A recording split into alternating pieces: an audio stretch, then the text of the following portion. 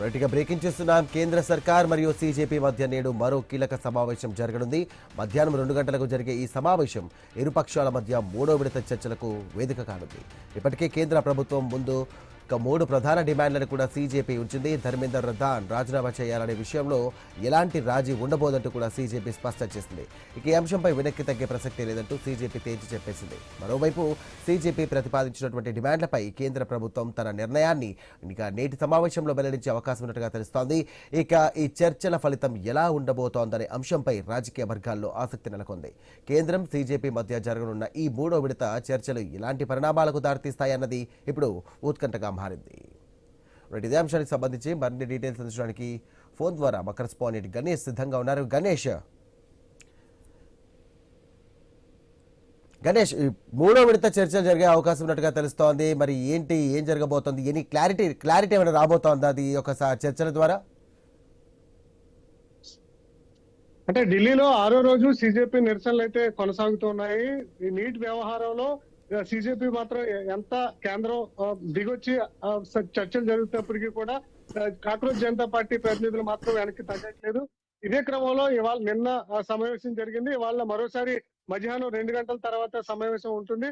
ఎందుకంటే నిన్న 3 డిమాండ్లను కాక్రోచ్ జనతా పార్టీ కేంద్రం ముందు ఉంచింది. ఒకటి, విద్యాశాఖ మంత్రి ధర్మేంద్ర ప్రధాన్ ను మీద చర్యలు అంటే రాజీనామా చేయడంతో పాటుగానే, రెండవది ఎవరైతే నీట్ పరీక్ష లీక్ అవడం వల్ల సూసైడ్ చేసుకున్నటువంటి 20 మందికి పైగా విద్యార్థులు ఉన్నారో వారికి ₹1,00,00,000 పైగా నష్టపరిహారం చెల్లించే అంశంతో పాటుగానే ఏదైతే ఈ 6 రోజుల పాటు సీజేపీ కార్యకర్తలు ఢిల్లీలో చేస్తున్నటువంటి నిరసనలో పలువురు నిరుద్యోగుల మీద, విద్యార్థుల మీద పోలీసులు కేసులు నమోదు చేశారు.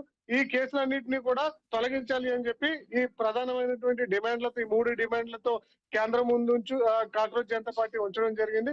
ఇదే క్రమంలో నిన్నటి సమావేశంలో కేంద్రం నుంచి ఎలాంటి అంటే ఆశాజనకమైనటువంటి ప్రతిపాదనలు కనిపించలేదు. మరొకసారి చర్చిస్తామని చెప్పి జేపీ నడ్డాతో పాటు పలువురు అంటే నిన్న సమావేశమైనటువంటి నాయకులు తెలపడం జరిగింది. అదే ఇవాళ మరొకసారి సమావేశం సందర్భంలో దీనికి సంబంధించినటువంటి క్లారిటీ ఇచ్చేటువంటి అవకాశం అయితే కనిపిస్తోంది.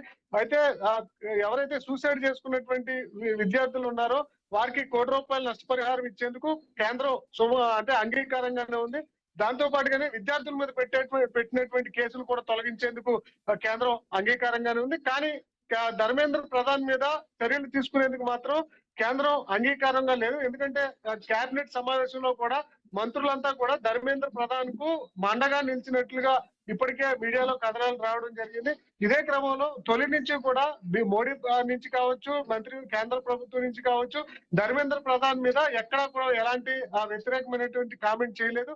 కేవలం నిరుద్యోగులు నీట్ పరీక్ష మీద చర్యలు తీసుకుంటున్నాం, ఫాస్ట్ ట్రాక్ కోర్టులు ఏర్పాటు చేస్తున్నాం, భవిష్యత్తులో పేపర్ లీక్లు కాకుండా కఠినమైనటువంటి చర్యలు తీసుకుంటామని చెప్పి ఒక అంశాన్ని ప్రస్తావిస్తున్నారు తప్పితే ఏదైతే కాక్రోచ్ జనతా పార్టీ ప్రధానమైనటువంటి డిమాండ్, నెంబర్ 1 డిమాండ్ ఏదైతే ఉందో మంత్రి ధర్మేంద్ర ప్రధాన్ మీద చర్యలు తీసుకుంటారని చెప్పి ముందు నుంచి కాక్రోచ్ జనతా పార్టీ ఆశాజనకంగా ఉన్నప్పటికీ కూడా కేంద్రం ఆ విషయంలో స్పందించట్లేదు. దాదాపు 2 దఫాలుగా సమావేశాలు జరిగినా కూడా 2 దఫాల్లో కూడా ఇదే అంశాన్ని కాక్రోచ్ జనతా పార్టీ ప్రస్తావించింది. ఇవాళ కూడా ధర్మేంద్ర ప్రధాన్ రాజీనామానే కాక్రోచ్ జనతా పార్టీ పట్టుబట్టే అవకాశం కనిపిస్తోంది. ఒకవేళ దీనికి అంగీకరించకపోతే ఈ సమావేశాలు కూడా ఇవాళ ఆశాజనకంగా ఉండకపోవచ్చన్న సంకేతాలు కూడా కనిపిస్తున్నాయి. మొత్తంగా రాజకీయ వాతావరణం భారత్ లో ఒక్కసారిగా 6 రోజుల నుంచి కూడా వేడెక్కింది.